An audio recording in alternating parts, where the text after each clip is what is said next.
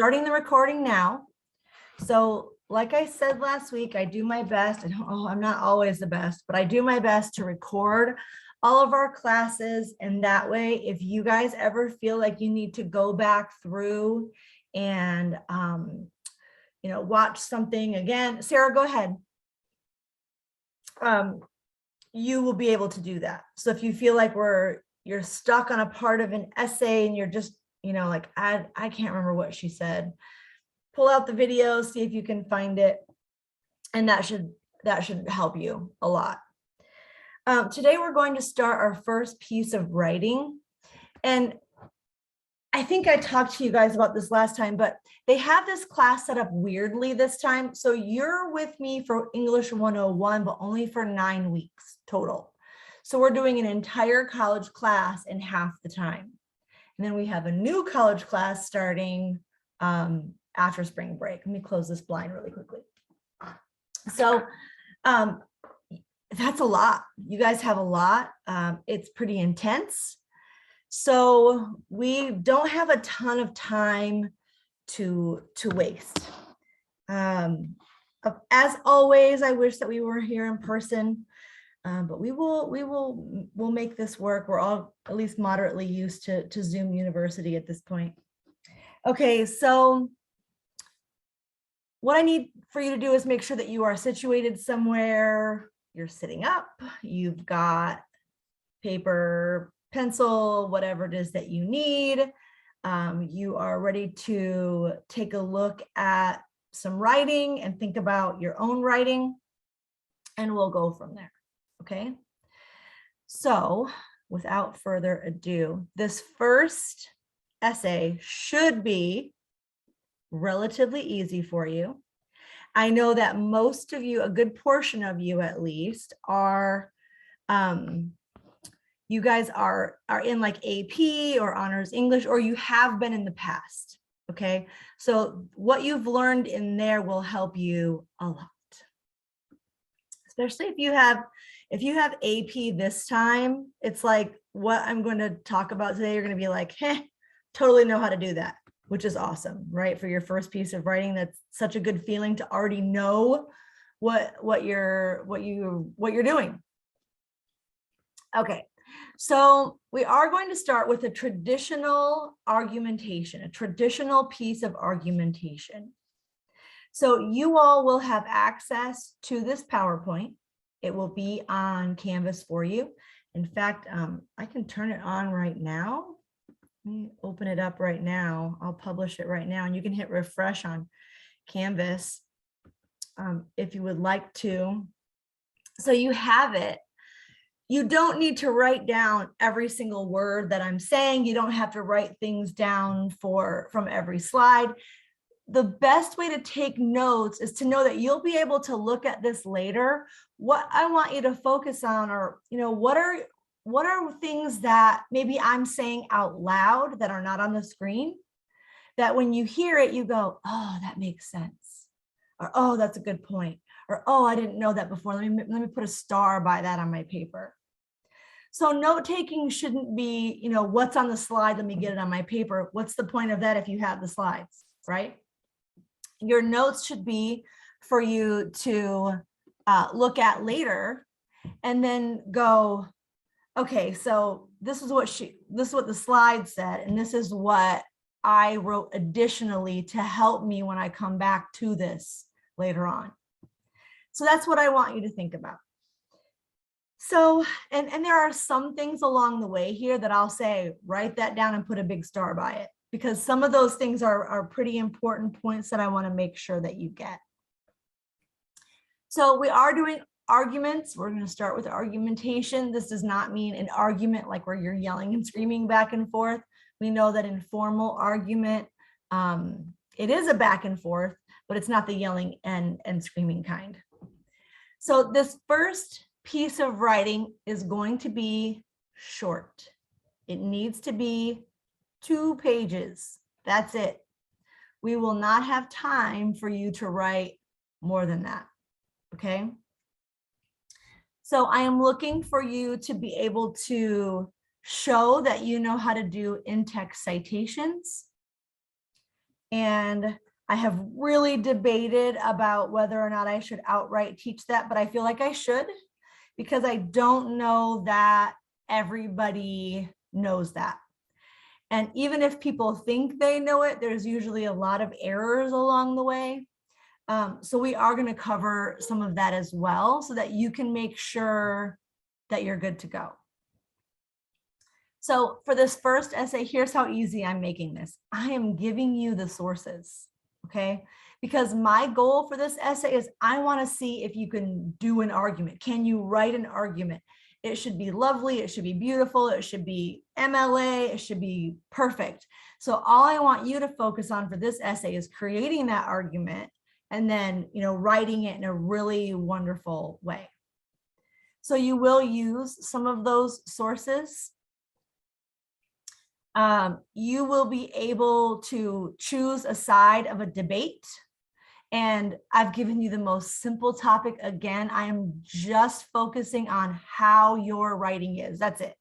I just want to know, can this student put sentences together? Do they use transition words and phrases? Do they have good word choice? What level of writing are we looking at? Okay. So you're going to choose a side. I'm giving you this topic. You have to choose a side, and then you're writing 2 pages, focusing on your claim, your argument that you're making, and then why your side of this argument is the side that everyone should think and do and believe in. Okay. Questions so far?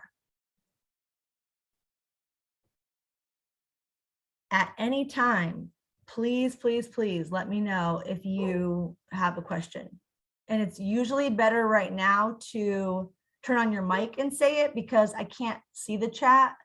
It doesn't pop up for me automatically. It's sort of like stuck in this toolbar. Let me try to get rid of some of this stuff here. I'm waiting for Cassandra from ACE to come in. I'm always worried that I'm going to miss her and leave her in the waiting room for 100 years.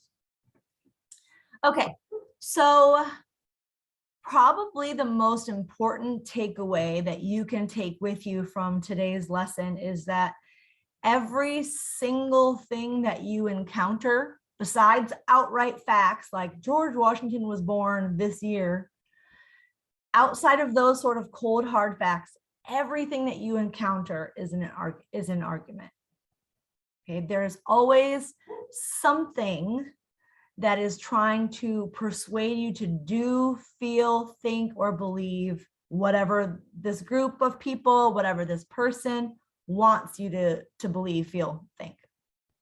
So when you listen to songs on the radio, I know you don't think those are arguments, but they are. What is it arguing? What is the claim this is making?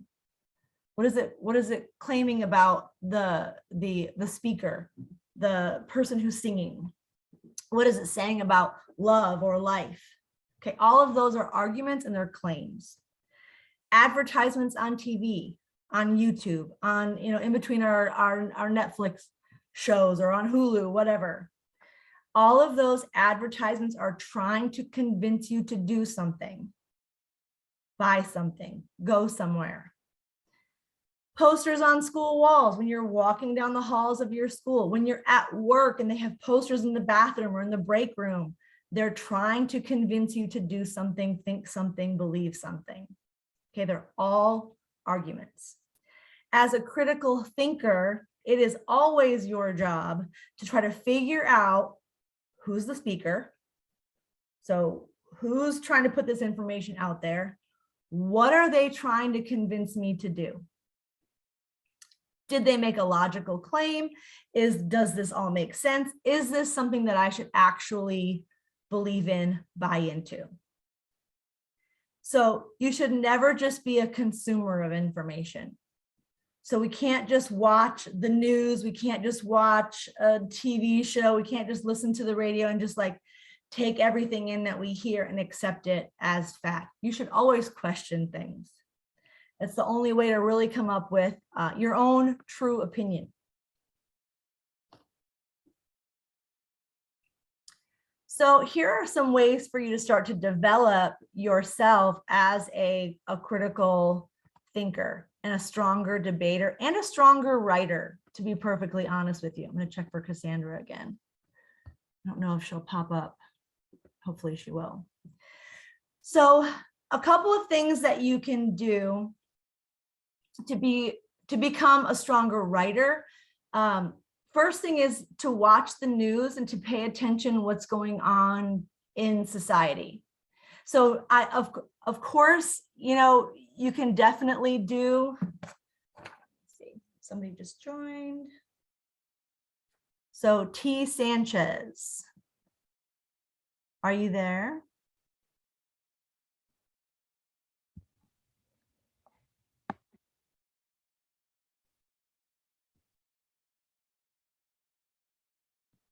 Is there someone named T. Sanchez there? Sorry, it's me. I'm the one taking attendance today. Sorry. Oh, hi. Okay. What is your name? Tara. Sorry. Yeah. Hi. Okay, good deal. Go ahead, Okay. Tara. Okay, thank you. Did you need me to tell you who's here and who's not here? Yeah, it'll go by faster. Thank you. I only have Valeria as absent. And the rest are present, yes? Yep. Okay, then thank you. You're welcome. For announcements for today is, let me look for them, sorry.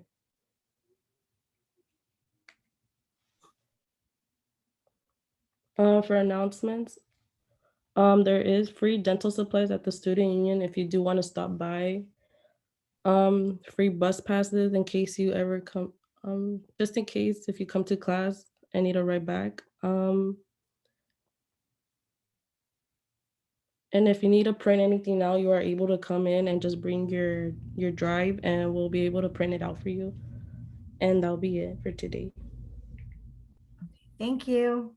Thank you. That's awesome. Free bus passes. That's incredible. Okay. So watching the news, national news, but also local news as well as needed.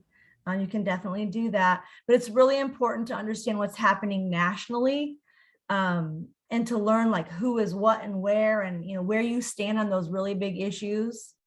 Everybody always thinks they know, like, I know exactly what I feel about the death penalty, or I know exactly what I feel about abortion or gun control laws or any of those hot button topics. But when you drill down a little bit on why they think that way, nobody has an answer. So it's your job as a critical thinker to have those answers. Here's why I think that way. And that's what I'm having you do with this essay.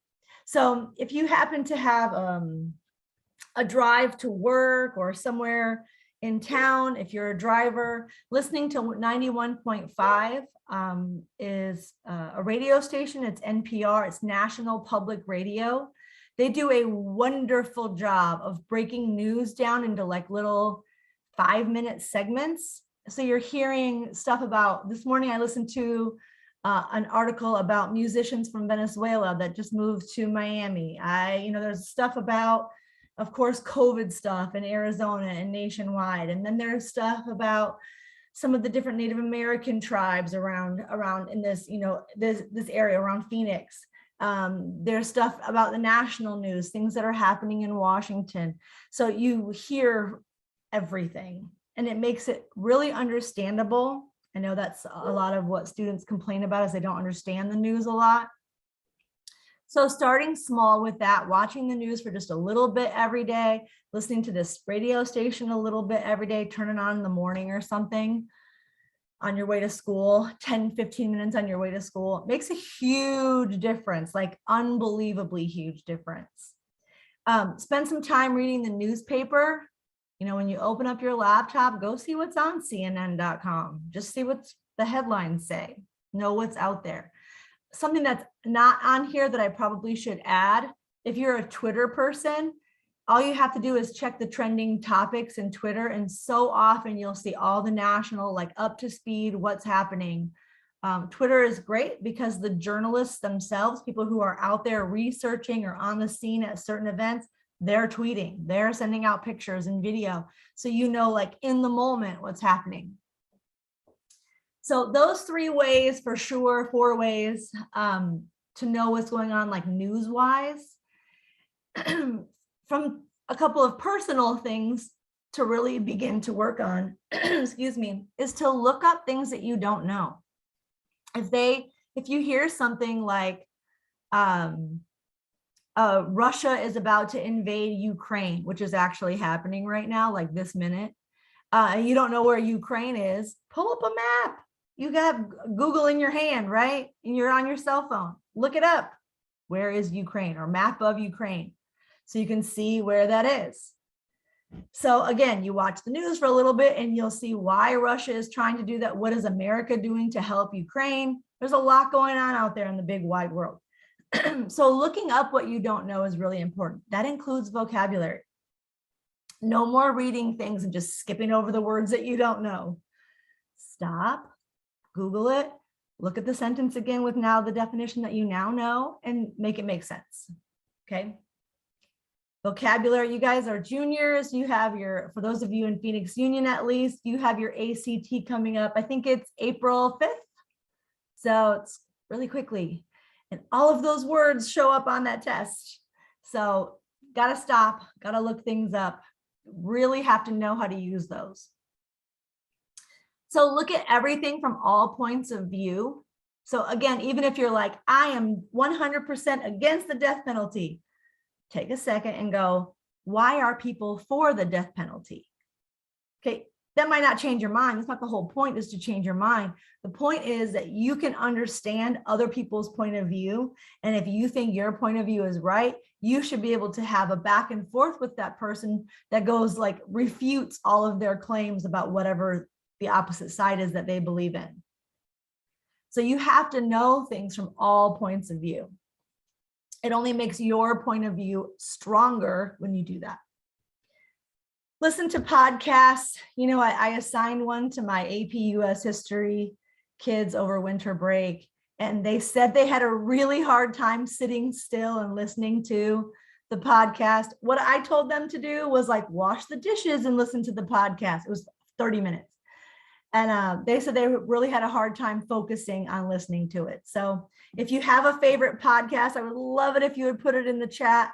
I'd love to hear. I listen to a lot of true crime podcasts, but I do listen to a lot of history podcasts as well. Sometimes podcasts are great. It'll just be like a little 15-minute history thing. You can look up any topic. Usually, you know, if you have Spotify, if you have Google Podcasts, if you have Apple, you can type a topic in and all different podcasts will pop up. So you can also, for this essay that I'm about to give you, and all essays this semester, if you want to use a podcast as a source, you can use podcasts as sources. Okay, it should be good quality podcasts. It shouldn't be like, you know, Joe Blow's podcast on the Civil War, but if it's, you know, a reputable podcast with, you know, reputable speakers, then sure, why not? So listen to those podcasts. It's just a way to increase your knowledge. And then lastly, please take a look at all these texts that you encounter all day long. So as you're driving down the highway today and you see a billboard, that's a text that counts. So what is it trying to convince you to do? What is it trying to convince you to believe? Who is sending the message out? Who put that up there? Why? So questioning those things and figuring it out instead of just being like, oh, that's whatever, you know, I'm just going to take it in and just believe everything about it. I mean, politics, religion, they all have billboards around town. I don't know if you've noticed that, but they're everywhere. So those are the things you have to start paying attention to so that you can then choose great topics. You can debate and then counter argue everybody else's ideas as well. Okay. So essays, let's talk about what they're not, first of all. And this is something that I think that high school students struggle with at first. Essays for this class are not expository. So an expository essay is like, here's my essay about global warming, and here's everything I know about global warming. So it's just telling about global warming, but that's not what you should be doing. You should be arguing something about global warming. So your topic is just your topic. Your essay is an argument about that topic. Okay. So the topic that like I said, I'm giving you the topic, I'm giving you some of the sources, and you'll be able to pull from one other outside source as well. And the topic is, what should students do after high school? Super easy. You're not telling me about the different options. They can go to college, they could go to the military, they can go to trade school, university, community college. You're not telling me about their choices. You are choosing one and you are arguing why that one is the one they should do. Okay. Anything that you're writing for college will likely be an argument. Every essay for this class will absolutely be an argument. So you're not just describing. Is there some description? Sure, especially in that intro paragraph. You have to be able to ground your reader and let them know what you're writing about. But that's just sort of like, it's a setup, right? And then you have that thesis statement at the end of that intro. And that's going to tell your reader what your actual argument is. So I'm assuming that you guys are in this program in ACE because you're probably pretty good readers and writers as it is. There are always a few people though who really struggle with writing and find it like absolute torture. That's me in math. If I had to be in a math 101 class online, I probably just wouldn't even do it. So essays are tough. But what I'm trying to do this semester is to get you to go step by step, because if you sit down at a blank screen, right, like blank page, I mean, and they're like, write an essay. People are like, write an essay, and you're like, I don't know what to do. I don't know where to begin. I don't know how to do this. I feel overwhelmed. I feel stressed out. Essays are a process. And there are certain steps that you can take to make the process slightly less painful. It's always painful, right? Writing essays is never like joyous fun, but there are things that you can do to help. So this might be a different way for you to think about writing your essays, especially for this class. And you'll find that it's probably helpful for a lot of your other classes as well. So as a writer, you always have to know your audience. So I am not your audience.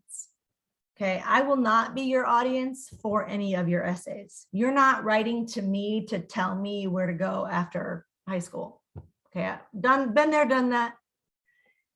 You all have to decide, for whom am I writing this? Who is going to get this information? Who am I talking to, so to speak, in this essay? If you can keep your audience in mind the whole time you are writing, you will think of more ideas to say immediately. If you find yourself forgetting about your audience, that's where we start to slip into this expository writing, where you're just telling about something, which is so boring to write, right? You guys probably remember in elementary school where your teacher would be like, pick somebody from history and write an essay about them. So like you read a book about Ben Franklin, and then all you do in your essay is tell everything that the book just told you, right? You're just kind of summarizing. Avoid summary. Summary is so boring, so boring. We need it sometimes, but if you think about your audience, so what elementary teachers could do to make that better is, does Ben Franklin deserve the honor as one of the most important Americans? And then you have to argue, yes, he is definitely one of the most important Americans, or no, he is not. So now you have to use the stuff that you've read and not just turn it into a, word for word from what you just read for an essay. So when you have an audience, you just know what to write a whole lot better. So you'll see these claims, or these phrases, sorry, interchangeable. And you'll see this on your AP English test in May. I think it's May 4th or 5th. So you guys have ACT April, and then 1 month later, you have your AP tests, okay? You'll see this on your AP US History. I am not sure about the other AP tests. If they ask you to make arguments, I don't think they do, but maybe. If you took an AP World History test last year, you probably know these and are familiar with them. So in an argument essay, you're asked to make a claim. And then you have to prove why you are right. And people always think this is so easy. And that's what scares me a little bit. Because what happens is when we see the word opinion, we want to do like this emotionally, dumping onto the page. So why are you pro-choice? And they just want to like dump all this emotional stuff onto a page. You can't do all that though. You can have your opinion, but you have to stay clear and focused and organized in your writing. Okay. So all of these are interchangeable. What is the author's purpose? What is the claim that the author makes? What is the opinion expressed in this piece? So you'll see that all the time, or it will ask you, make a claim about the author's purpose. And I'll tell you that when you go to university or finish out at PC, I can't tell you how many times my daughter is an English major, they just get handed some stuff. Here's 3 articles, make a claim about it and write an essay. You have to read it, you have to understand it, and you have to come up all the way on your own and come up with a claim about something in what you read and be able to support your claim. So what we're doing with this small essay is the building block for that, for sure. So strong thesis statements are always important because that's your claim. You're the writer, you're the author, right? So you have to make a strong claim about what it is that you believe. And then you have to be providing that really good, solid evidence as well. Sorry, I'm trying to move my big head here out of your way so you can see this, but it's not working. So can't just dump what you think onto the page. Have to make sure you have a plan going into this. Okay, you had to do some pre-writing. All right, so let's talk about thesis statements because they are different in high school than they are in college. So it is true still that your thesis is the most important sentence of your essay. Okay. It also still goes at the end of that intro paragraph. You can still do that. Those are pretty common ideas from high school. So that part is very true. It very much carries over. Every paragraph should have a strong topic sentence. Your topic sentences are like mini claims that support your big claim of your thesis. So everything has to connect in your whole essay. Every sentence in your paragraph should support the topic sentence. Every paragraph should support your thesis statement. So everything connects together. That stuff I feel is pretty common as well. In terms of like the transition from high school to college, that's probably okay.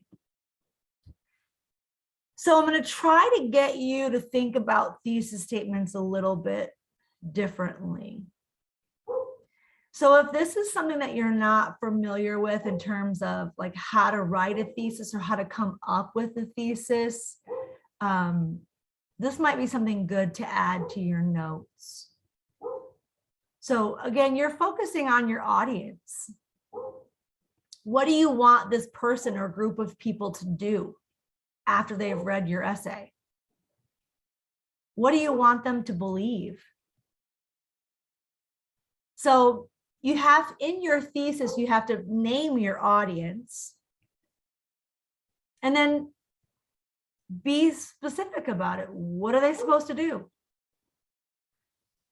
Your thesis is only one sentence. So we're writing just a thesis statement, not a thesis paragraph.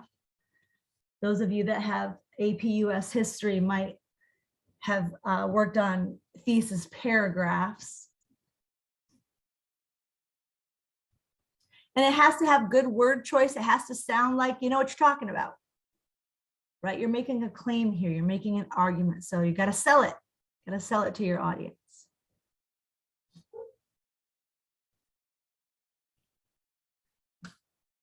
Again, something a little bit different that you may not have, that you may not be familiar with.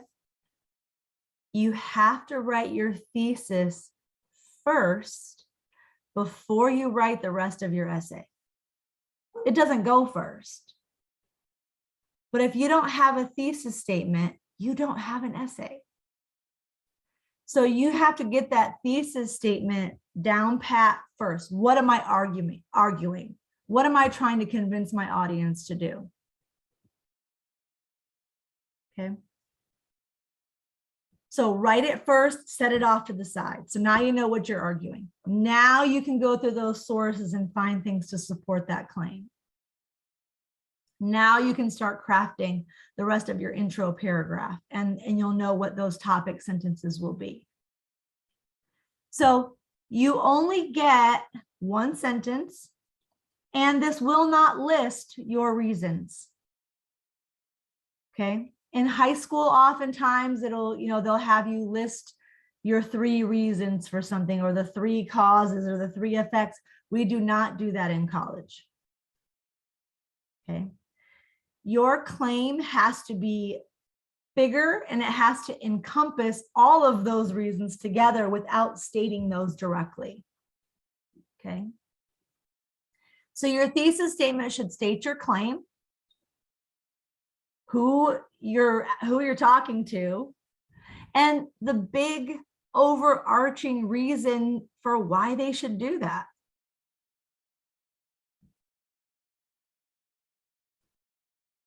So it's one sentence. It's an open thesis. It's not a 3-part thesis. It goes at the end of that intro paragraph. And you should write it first so you know what the heck you're writing for the rest of your essay. Okay. Questions so far? Anybody?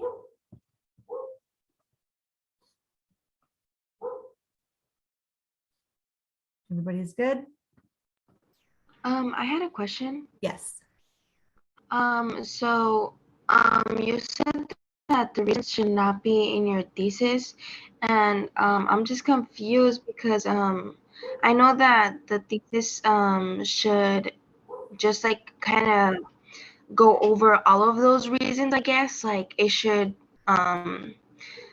yeah, but how do you okay, so when listing your reasons in your thesis, you'd take that reason and you'd put it as your topic sentence for your next paragraph. So how would you start your next paragraph? I'm gonna show you. Okay, we're gonna go through this together for sure. You don't want to do the 3-part thesis because here's what happens, Rebecca. What if I tell you to write a 10-page paper and you only have a 3-part thesis statement? You're going to get about 3 pages out of that bad boy, and then you're going to be out of ideas, right? So for college writing, you have to have a bigger claim that wraps all of those reasons in together.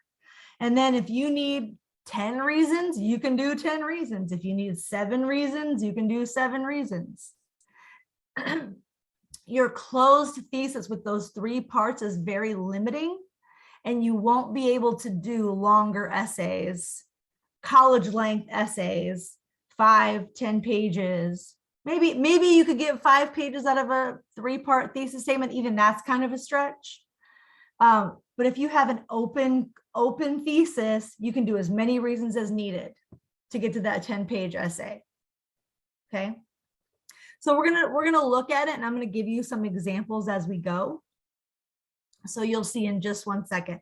Just know right now that it's gonna need to name your audience, and that it's going to need to say why these people should be doing what you want them to do overall. Okay. So a high school thesis statement looks like this, right? High school students should join student government because it improves their leadership skills. So like you said, Rebecca, that tells me the first paragraph is going to be about improving leadership skills.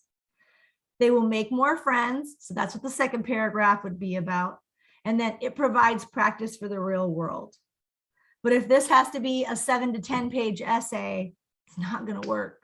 There's no way you're going to be able to write 7 to 10 pages about that with only 3 reasons. I can think of tons of reasons why joining student government could be good for students. I can think of way more than 3. I could probably think of at least 5 or 6 or maybe even 7 reasons why it would be good. So when you get away from this 3-part,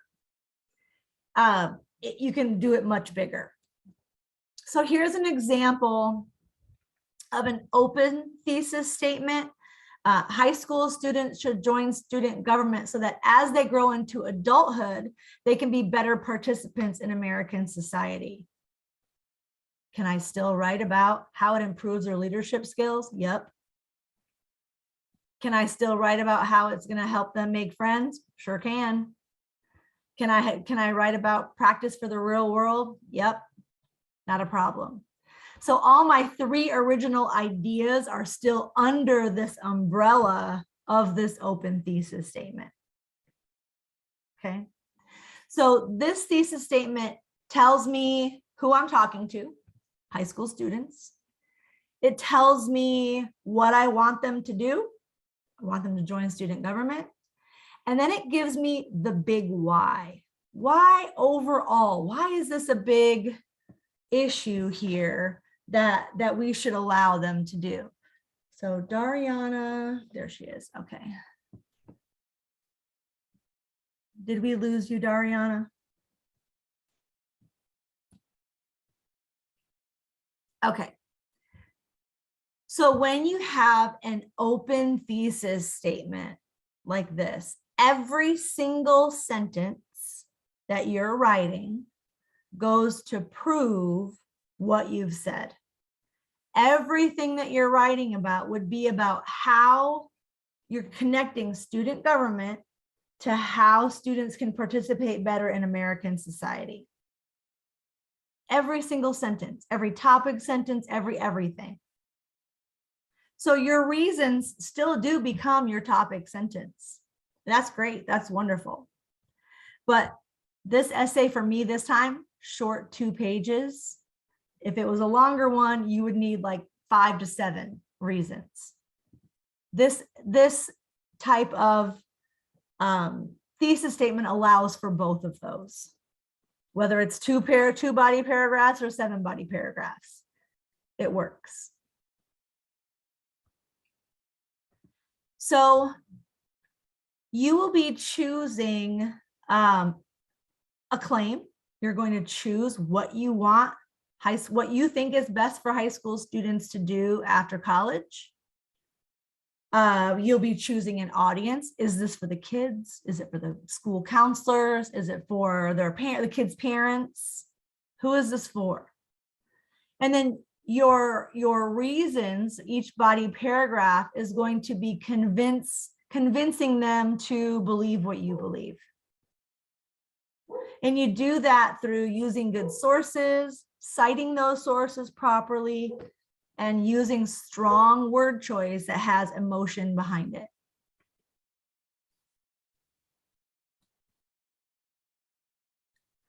So if you take a look at that same thesis statement here, the open one, they can be better participants in American society. If I had to write a 7-page essay about this, 7 to 10 pages, well, I've got 5 good reasons right here. So each of those becomes their own body paragraph. And now I've got an intro and a conclusion. Now I'm getting much closer to that page requirement.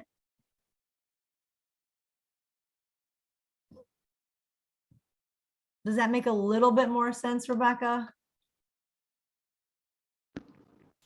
Yeah, so I guess like what really elongates your essay is like connecting it to that like real world, I guess, kind of thing. That's what really elongates. You still have your reasonings, but connecting it, like for example, American society can elongate yours. Yeah, that makes a lot more sense.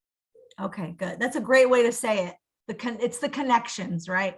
And just kind of broadening it out enough where you still have that claim. All those reasons are still there. Each reason is still going to be a body paragraph.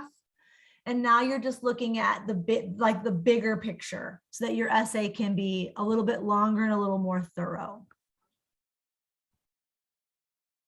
Okay, so the rest of this stuff, I feel like you'll know a good chunk of as well. All right. So with standard argumentation, which is what we're doing, basic, straightforward argument. Now, there are 2 ways to do argument. You can do all of your reasons, and then at the end, you can do one big counter argument paragraph. We're not doing that way. We are doing it where within each paragraph, you have a counter argument. Okay, so make yourself a note of that. That's probably something important to jot down. Each paragraph will have your counter argument in it. And then for each counter argument, you will have a rebuttal that brings the reader back to your original claim.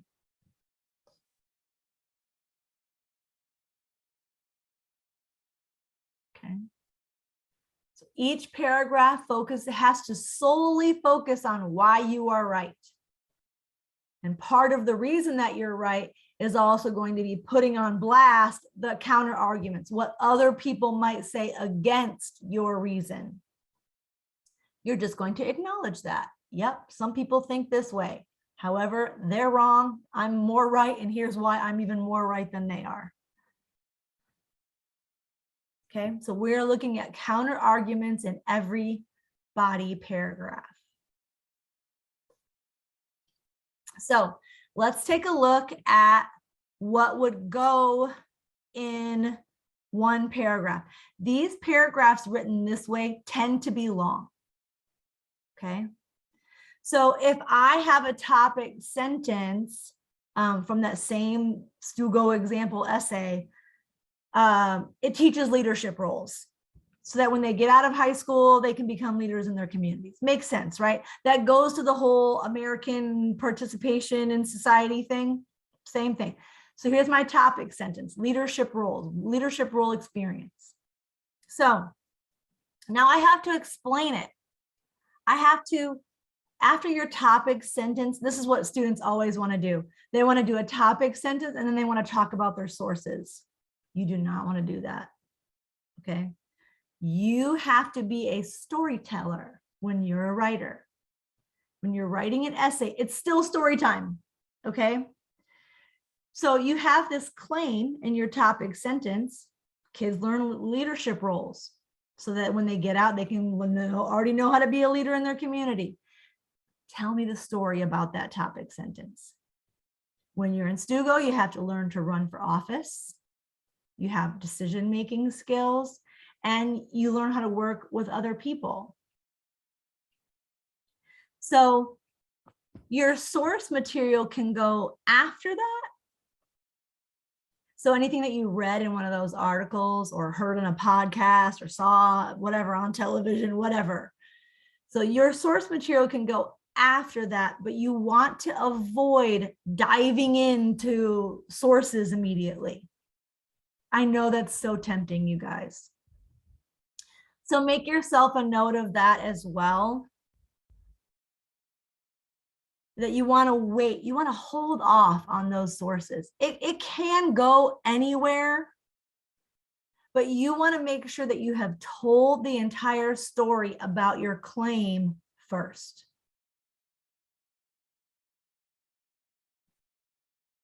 Okay.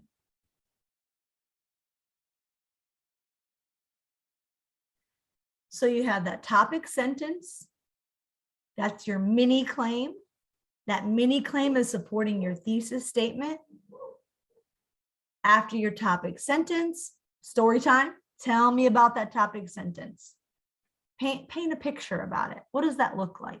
How does it work? Then if you need to, you can put source material in there. Don't have to. You could, but you don't have to. Then you need, in that same paragraph, you have to provide a counter argument.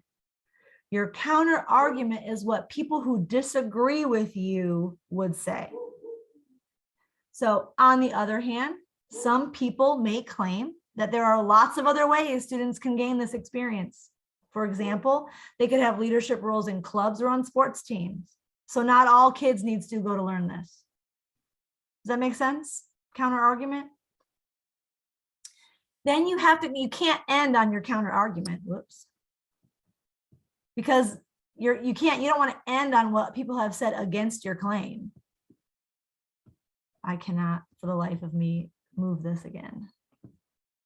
Oh well, we're stuck with it. So you now have to take that counter argument and disprove it in that same paragraph. So your reason, what other people might say, and then why those people are wrong. So your rebuttal is, sure, they can be right. That might be true. They could get leadership roles in clubs or sports teams. That's good. Even though this may be true, Stugo provides a closer link to the actual inner workings for how a government functions than a football team or a French club would. Does that make sense? I hope so. My goodness, I can't move this now. It's so frustrating. There we go. Let me go back to that.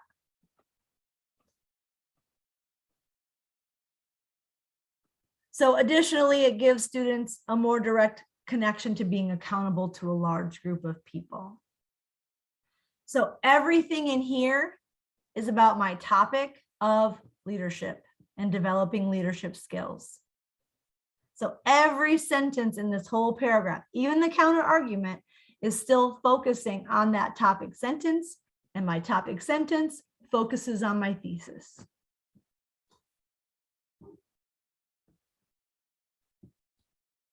All right, so let's take a look at this. So let's say, and we obviously can't do one like together. Wouldn't this be great if high schools had recess? I feel like high schools need recess. I feel like as a teacher, I should get recess too. I feel like it would help me. So let's say you're writing an essay about this. This is your argument. You're writing a letter to your school district, and this is what you're saying. We need to have recess. So you've come up with four good reasons to talk to them, to give to them.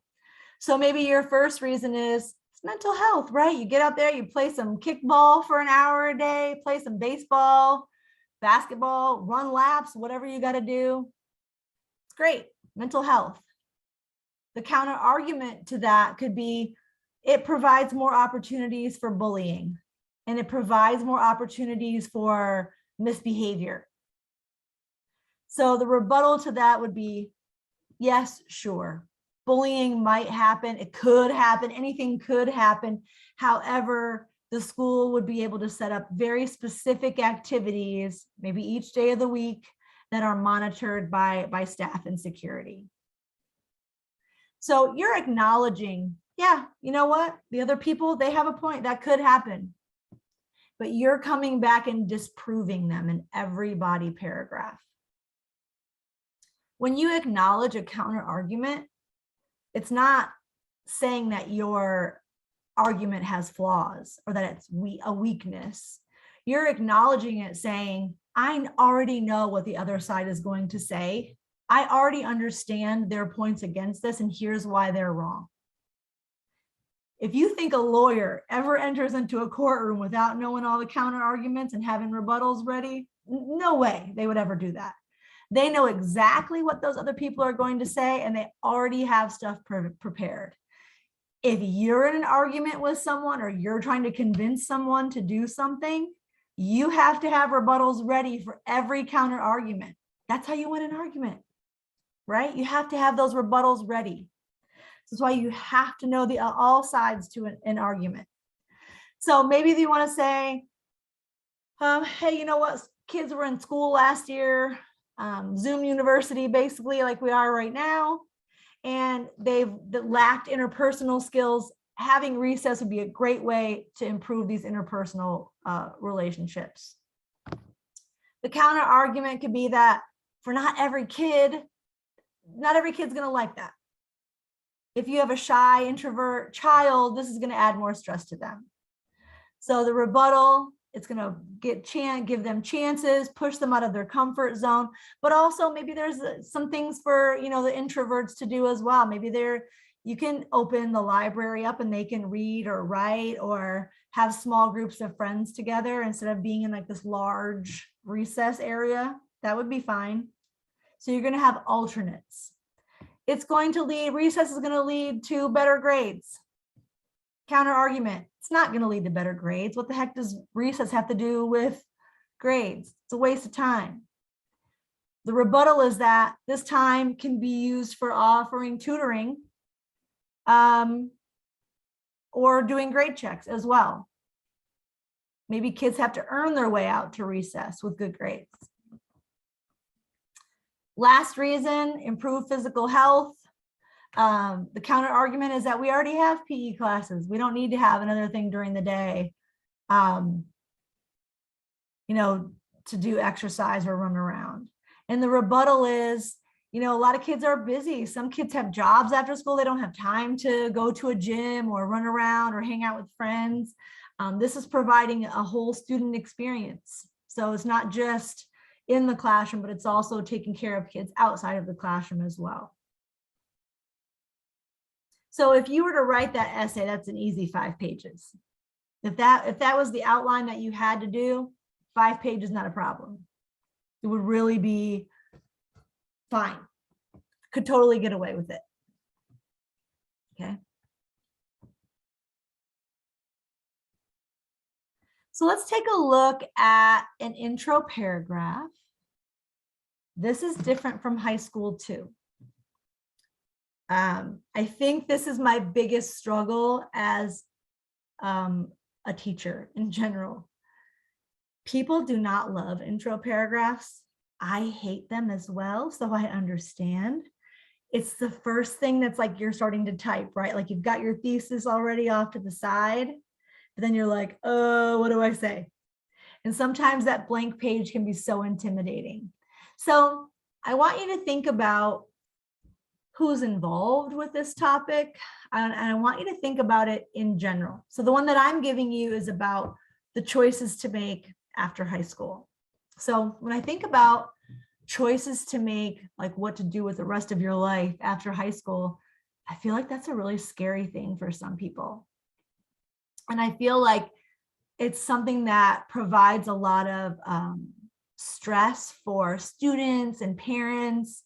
It's such a big decision at such a young age. What am I going to do? Which one do I choose? Capture that in your intro paragraph. Okay, so this is a time of stress and concern and worry.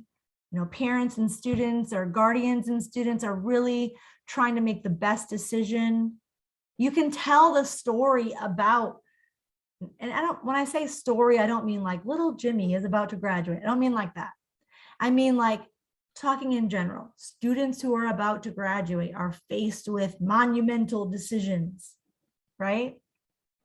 So tell what that's like. What does that feel like for people involved? Why is this important? Why is this even like a thing that matters? So when you bring in the emotion and like why the topic is even one that anybody should write about in your intro, that's going to suck your reader in. That's going to make your essay sing. A lot of people like to go, like global warming is bad, global warming should be stopped, thesis statement, and then essay. You got to give your intro paragraph some love, guys. Okay, got to give it a little bit of love. Sometimes if you're doing a topic like global warming, you will have some expository information in there. You will have some facts, some data. Okay, that's totally fine. You're setting it up, right? But largely, you should be concentrating on how am I going to get people to care? How am I going to get people to notice this topic? This is the only time, by the way, this semester that, or all semester for both classes, I don't assign you topics. This is the only one. You guys have to choose. So I usually assume that people are choosing topics because they like them. So what is it that you like about it? You have to make sure that you're conveying that emotion along with that intro paragraph. So show your intro paragraph some love. Make it just as pretty and just as beautiful as everything else. Don't skimp. Tell a story. Set the scene. Talk about the conflict. What drama is involved? Okay. You can quote from a source if needed. You're welcome to do that. You don't have to do that, but you can. Questions about intros?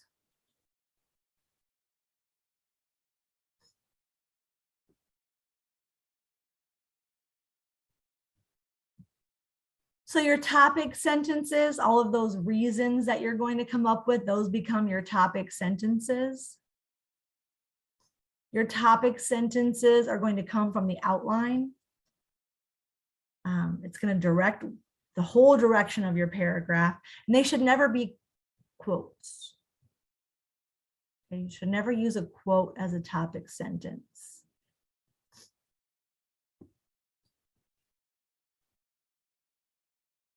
Okay, so this just kind of goes through what we already went through. Explaining your topic sentence, et cetera, et cetera. Oh, there's Cassandra. Hi, Cassandra. Are you there?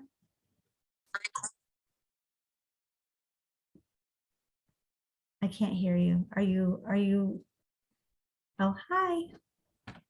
Hi, Miss Cunningham. Are you joining us or are you doing attendance or? No, I'm from the ACE office. I had a student contact me, Valeria, and it seems she's not able to get in the meeting. I have, okay, so she's probably the one who signed in with a number, and I don't allow, you have to have a name because I couldn't tell who it was. So I removed that person, whoever that was, from the meeting. Okay. So she'll have to either like make a new account or do something different to get in. If she has a personal Gmail account, she can use that to create an account and join. Okay, I'll let her know then. Yeah, it has to be your name or else. And I even said like, who's there? Who is this person? Nobody said anything. So that's somebody who's just trying to break into the Zoom link. So she got booted. Okay, I'll let her know. Thank you. Tell her I said sorry. That's okay. Okay, thank you. You're welcome. Bye. So a word about source material. So source material means like you've read an article, you're like, oh, I love this. It goes exactly with what I'm trying to say. Again, you don't want to use that for a topic sentence. You don't want to put it in right after the topic sentence. And you want to make sure that your source material is there to add or prove your topic sentence, not just repeat it. I always see that big time. So people will say something and then they'll put a quote in that says the exact same thing they just said. So your quotes should be used sparingly. You should not be filling paragraphs with quotes. If your essay is too source heavy, then that's not you writing. So again, it's your job to tell about things, give your opinion, explain things, and then use those sources to back up what you've said. If you need to use a source for a counter argument or a rebuttal, you can use it in your intro, you can use it in your conclusion, totally fine by me. Does not bother me at all. You can use them wherever you need to use them. Just make sure that where you use them, you've needed to use them. And you're not just saying the same thing over and over again. And like I said, I'm giving you the sources for this very first little, very mini essay.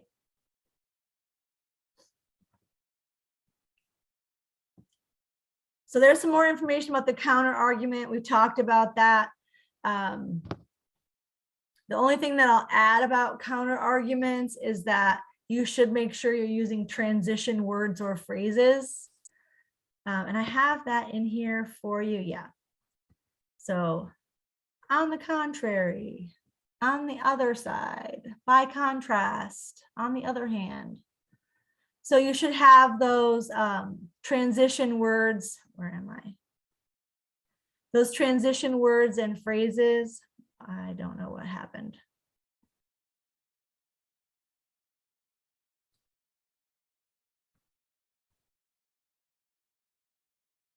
I just went too far. Okay, so make sure you have a transition or word or phrase right when you start your counter argument. Okay. And there are some examples in there for you. Your rebuttal as well, you should definitely use transition words or phrases as well.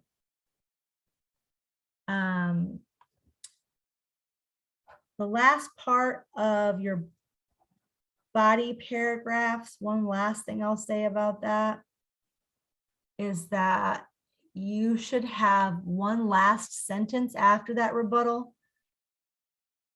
that wraps up how that whole paragraph proves your thesis. So you'll have your topic sentence, your explanation of your topic sentence, your counter argument, your rebuttal, and then some sort of tie to your thesis. How does everything that you just said prove your thesis? How does that paragraph tie to your thesis? I think a lot of people naturally do that anyway, but it's there just as a reminder.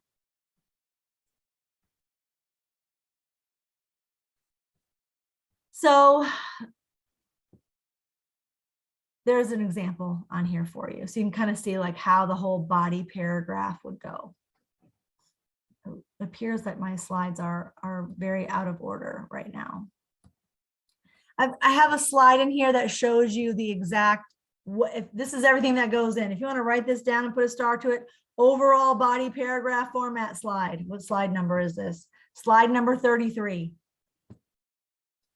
If you refer to nothing else, refer to slide 33. Tells you everything that needs to go in those body paragraphs.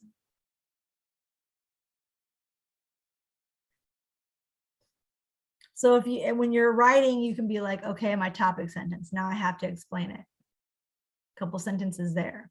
Now maybe I can add some source material and explain that. Now I have to transition into my counter argument. Now I have to transition back to my rebuttal and then say how this whole paragraph proves my thesis.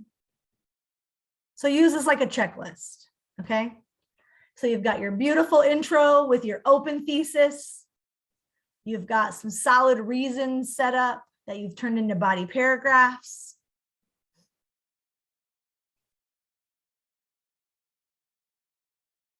Yes, connection is key.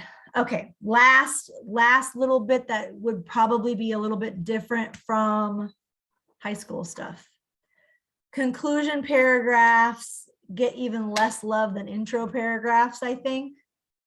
People just want to be done with their essay, so they just kind of like hammer out 2 sentences and call it a day. Cannot do that. In your conclusion paragraph, I do not want to read a summary of everything you just wrote. Please don't tell me everything you just put in that essay. I just read the essay. I don't want to read it again in your conclusion paragraph. Please do not restate your thesis statement. I don't need your thesis statement again. You have a thesis. You have all these great reasons. Conclusions should be conclusions. What is the result? What happens if people do or do not do what you tell them to do in your claim? How does life change for people if they do listen to you? What happens if they don't listen to you? So I want you to focus on outcomes, the what happens next. Your conclusion paragraph should be just as beautiful and thorough and complete as all of the rest of them.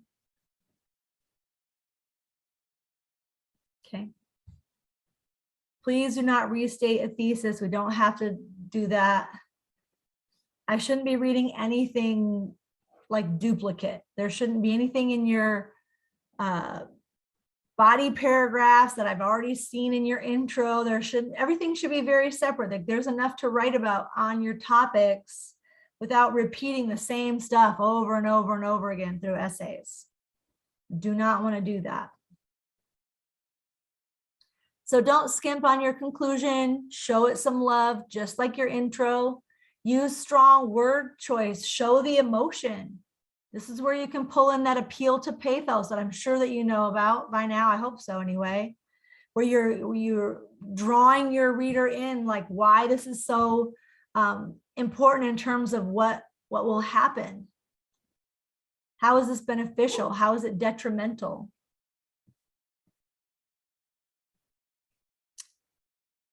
Questions so far? Yes, I had a question about the paragraphs. So on the paragraphs, you don't have to cite sources, correct? Like you don't have to. Well, Or- you will have to use your sources. I'm just saying that you can use them where they are needed. You have to use sources and you have to cite them. But you'll just use, I'm not going to tell you that it has to be in a body paragraph or it has to be in an intro. You put them where you need them. Okay. Does that make sense? Yeah, because usually in like your standard high school paragraphs, you include like from like in every single paragraph, but just where it's needed. Yep. You could probably write a whole paragraph for this essay without using any sources. Maybe you have something that's really great for your intro or your conclusion in one of the body paragraphs. That's fine. You get to decide. You want to make sure that you're using what's most effective where it's most effective, whatever that looks like for you. Okay, so this is the dreaded slide. This is the slide that everybody hates the most about my class. Okay, so these are called the no-no words. And these are words that we use when we're talking to each other. And my challenge to you this semester is to bump your writing up to the next level. So none of these words will be allowed, in anything that you write for this class.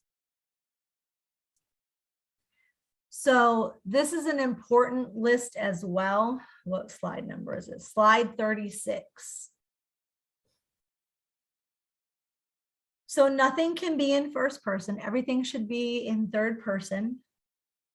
Instead of saying you should go to college, it just be like high school students should go to college. Who is the you?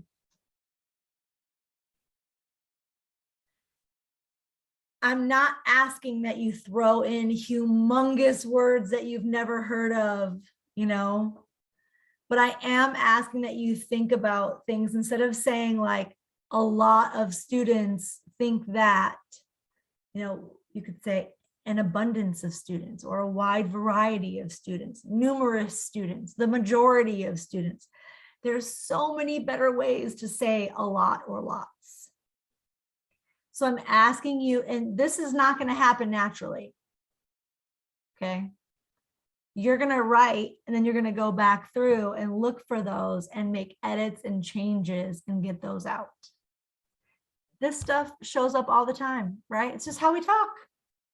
So your challenge here is to not get it all out in the first draft even, but like after you're done writing it, to go back through editing and revising and getting all of those out and replacing those with better words. So I also have at the bottom here, bad, good, and nice, because again, I am asking you to step it up just a little bit. This does not mean that you should right-click synonym, because what happens is people will start picking the biggest word out of the list that is provided and they just like stick it in.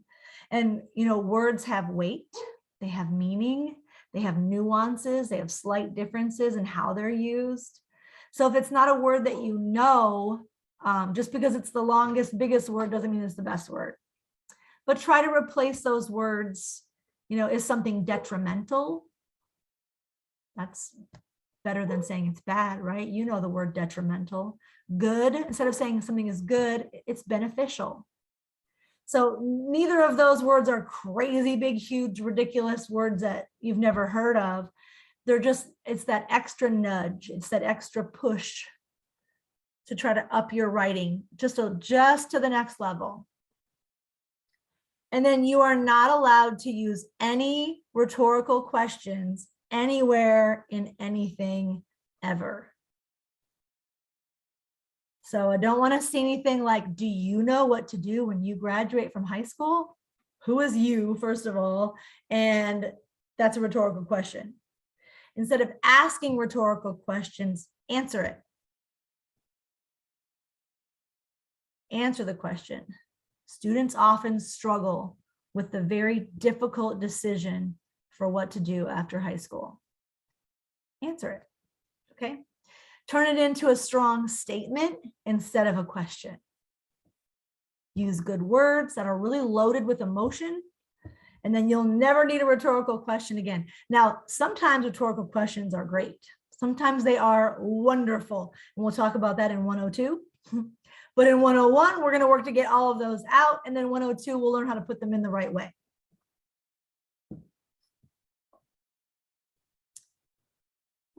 So things for you to think about before you even start writing.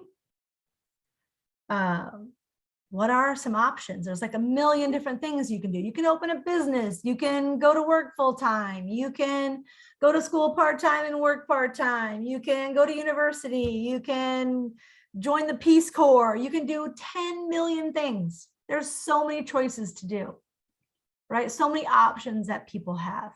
In this particular essay, you get to write about any of them that you want.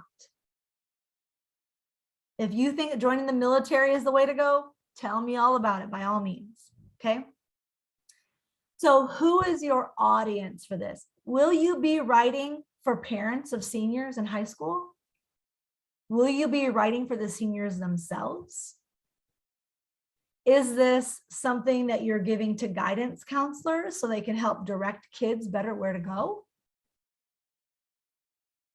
So what are you asking your audience to do? Counselors should encourage students to join the military. Students should graduate and go to the Peace Corps. What do you want them to do? That's your claim, right? Which choice you're telling them to make. And then all of those reasons that your claim is correct, those are your body paragraphs. I'm asking you to write 2 pages.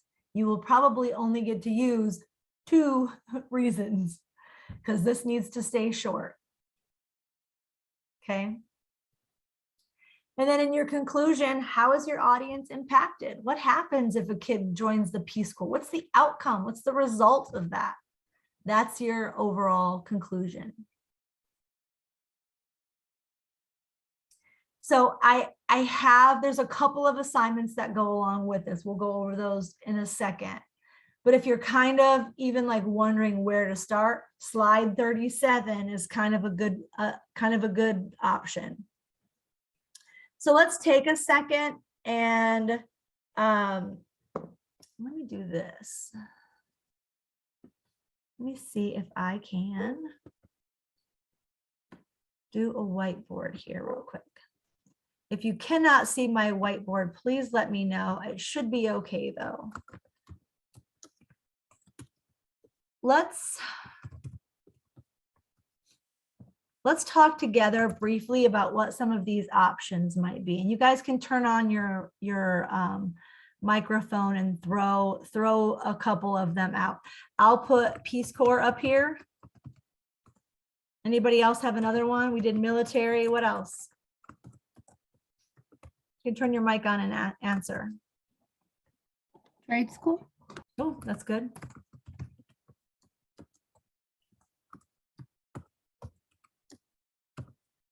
What else? Starting a business.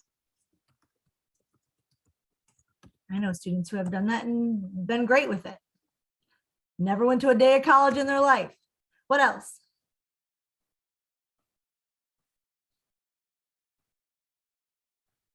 You know, you can go to community college, obviously, since you're here today, and university. What else could people do? Maybe like take a gap year. Yep. Gap years are very cool. What else?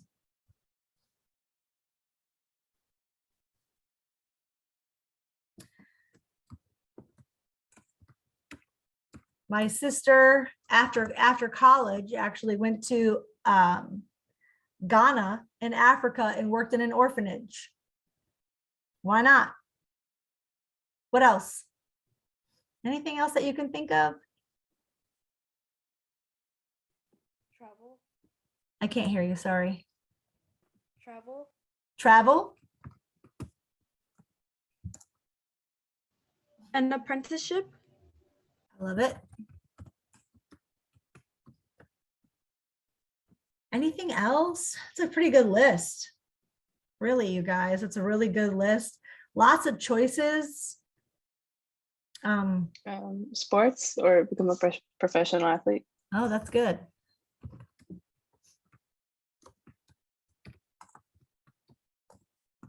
I'm even going to do a follow your dreams one.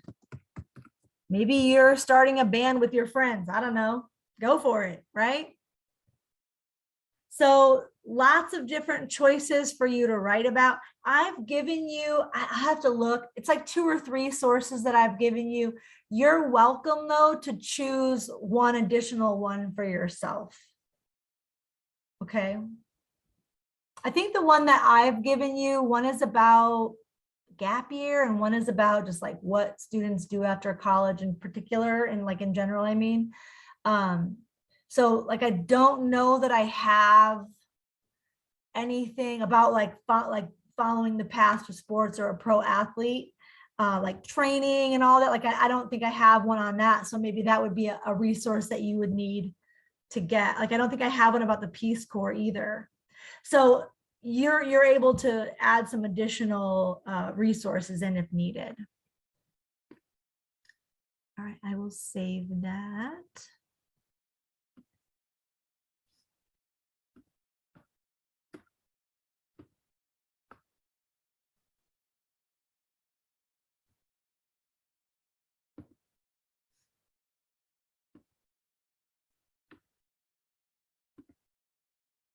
Just thought of something else to add up here. So in terms of audiences. So we said like parents could be an audience. So maybe you're writing this telling parents why whatever starting a business is the best thing for their kid to do. Obviously, it could be for the seniors in high school. Oh my gosh, there we go. It could be for the counselors. Anybody else that I'm missing that would need to know this? I feel like that's probably the big three. If you have another one though, I mean, this is not, these are not all inclusive, like you can only do these is what I'm trying to say. If you have something else that you like, or if that you, a person that, or a group of people that you want to talk to, you could definitely do that as well. Okay. So finding that audience is pretty critical.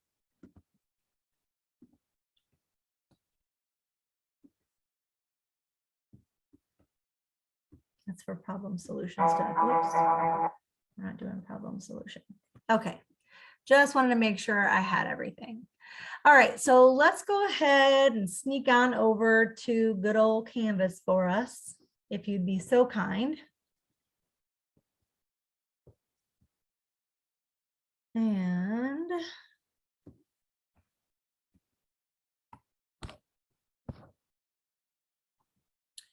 you will have to hit refresh if you were already there,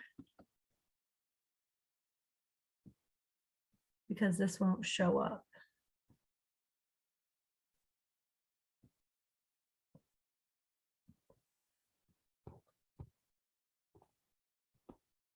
So let's give you some time to get this done, not too much time, but some time.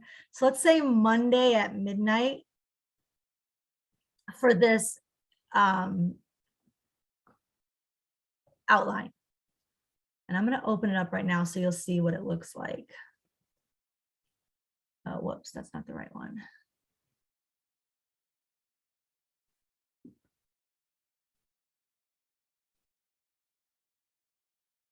Okay. That page is on. I couldn't get that second page to delete. Sorry. So it looks like there's two pages. Oh, there we go. Oh, it did pop up. Okay, good. All right. So here is what you are taking care of. Oh, come on. So you are telling me in question number 1 here, what is it you want them to do? Essentially, this becomes your thesis statement. Okay. So, and you don't have to write it as a thesis statement. If you can, that's great. But just make sure that you have what you're trying to do. Students that are graduating should immediately join the Air Force after high school. Okay. 3 to 4 reasons that somebody would say, yeah, it's a really great idea for them to join the Air Force. 3 to 4 reasons people would say, no, it's not a good idea. You shouldn't do that. The reason that I'm having you do both sides of that argument is because you'll find that your reasons will then connect with a lot of your counter arguments. Okay. You don't have to do it where it's like whatever you put over here in this box must directly correlate to what's in this box. Okay. But when you write your essay, everything should go together. So the closer you can get things to tie together now in your outline, the better. So really, and I'll add that. I'll put, think of this as your counter argument. That way it'll keep it in your mind. And I'll highlight that so that you remember it. Okay. And then down here, I want to know who you're writing for. And then down here is where I have you put your specific thesis statement. You have to have a thesis statement when you turn this in. Okay. No fair leaving that blank. You have to put that in there. I have, and then down here, this is just like the outline for body paragraph. And here's the deal, guys. You're not even going to do body paragraph 3 and 4 because we don't have time. You're only going to take care of body paragraph 1 and body paragraph 2. Should I put little stars by that so you remember? I'll change it back next semester when I have a different class. Hopefully I remember. I'll highlight just those two so that you remember to only do those two. So up in the squares at the top, you've given me the reasons. You've given me 4 good reasons why somebody should join whatever. You're just choosing 2, the 2 things that you want to write about the most, your 2 strongest reasons. You're putting the reason, the counter argument, and what you're going to say back to it, and then a little bit about how you're going to tie it to your thesis. So this is providing a huge outline for your essay, for your body paragraphs already. So you'll have a thesis done, and you'll have pretty much what goes in your body paragraphs. Now I've given you a sample outline there at the bottom. And, oh, don't forget COVID-19 testing and vaccines. There we go. I think it's at Metro Tech today for all of you Metro Tech kids. I've been sending people there like crazy. So what side of the debate are you taking? Who is the audience? Put it all together. And then a little bit about how it looks in this chart. So if you notice, the chart is literally just like, here's my ideas and here's what I can say. It's not the whole entire thing. And you're only doing the first 2. Okay. Let's see. Okay, give me 1 second here. Let me make sure, whoops. Let me make sure that I have the correct stuff in here. I do. So that is called, and you probably want to write this down on your paper. Assignment is outline for post high school. And make a note that it's due on Monday at midnight. Okay, so that's first.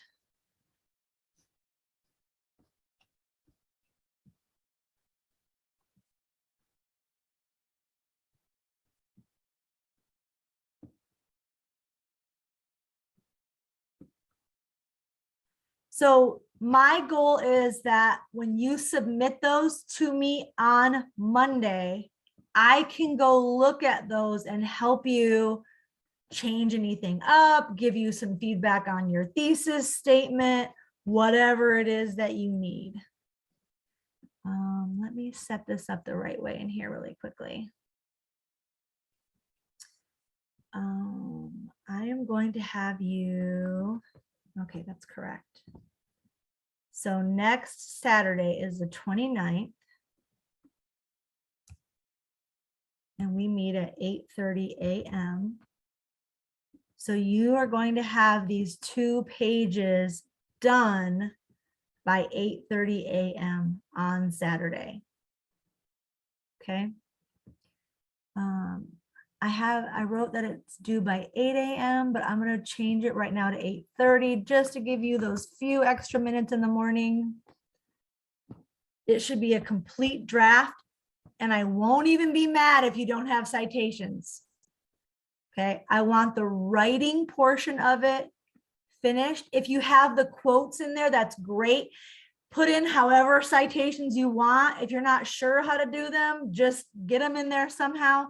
And I'm going to show you the right way to do it and the right way to fix it next week. So your goal is to pick a topic. It's to get that outline all set up and ready to go. And then you'll have a couple of days, you'll have until next week to get those. It's just 2 pages. Okay. You don't even have to have a works cited page. You should have your sources though. You should have your stuff. You should know where you're going, because next Saturday, what we'll do is I want to look at how do we take care of the MLA stuff. What are the expectations for editing and revising what you've already written? Okay, so you'll have submitted that draft by 8:30 on Saturday. And it should be pretty good, pretty close to done. Okay. Then we're going to add all those finishing touches in the next week, and then you'll turn in a final draft. You'll find that next week we'll have a lot to do with it on Saturday. You'll be changing a lot of things. So the better you can get those 2 pages by Saturday, the better your life will be next week. Okay. Darn it, I keep forgetting that I can't minimize this.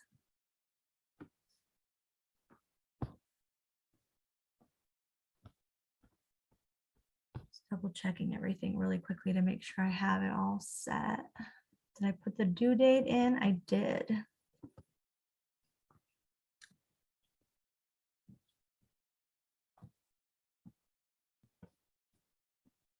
Okay, yep, everything else on here is for that second draft. Okay. So you have the weekend to do that outline. Please, please, please, as I've said, send me a message. Please do not sit there staring at the screen about to cry. Please do not let yourself get so frustrated where you're like, I don't know what to do. I don't even know where to start. I hate this. I suck at writing. I'm dropping out of high school. I'm going to go be a hobo and live something. Don't do that. Okay. Just send me a message. Miss Cunningham, I'm feeling a little lost right now. Don't know where to start. Help. Right? Fine. I can help you. Or maybe you're like, I suck at thesis statements. I have no idea if I did this right. Just send it to me in a message. It's really, I know some people are like, I don't like to talk to people. I don't like to ask for help. You have to ask for help, especially in college. You have to ask for help. You have to reach out as often as possible. You are not bothering me. Even if you send me 4 emails in one day, you're still not bothering me. I don't care if it's tonight at 10 o'clock, send it to me. Maybe I won't answer you till tomorrow, but at least send it to me. You're not bothering me. You're not bothering me. You're not, I don't think you're annoying. I'm just putting that all out there now. It is fine. I do not want you to fail this class. I do not want you to be frustrated, and I do not want you to feel bad about stuff. We're already on Zoom, which is already, like, to me anyway, as a teacher, I love being in the classroom with you guys. And this is good. Like, I like it. It's fine, but it's hard when it's online. I get that. I acknowledge that. I understand that. And I always feel like students that struggle with writing, it's double when we're online. Don't let it get to double. Okay. Don't let the stress of being online build up. Ask me for help. Okay. So you know what to take care of.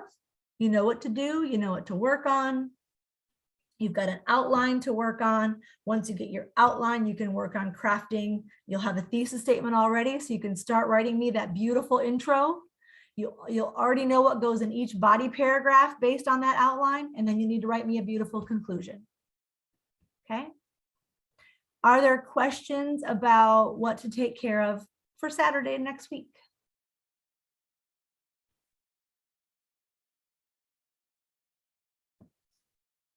Everyone's okay? All right, do me one big favor. Go in the chat. Tell me what your plans are for the rest of the day.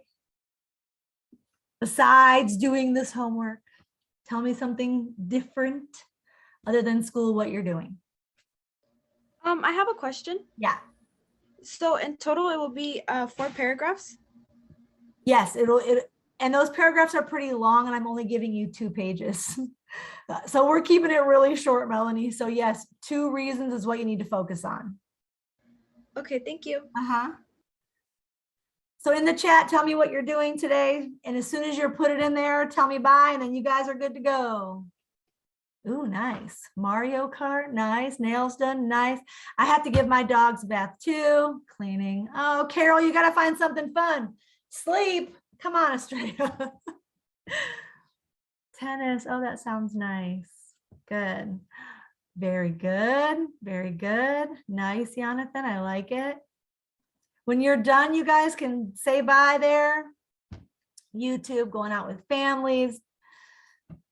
Bye, everybody. As soon as you're done. Oh, shopping sounds fun. Piano. Scream. Oh, that sounds so fun. It's dark and rainy outside. You're going to the park. Take an umbrella.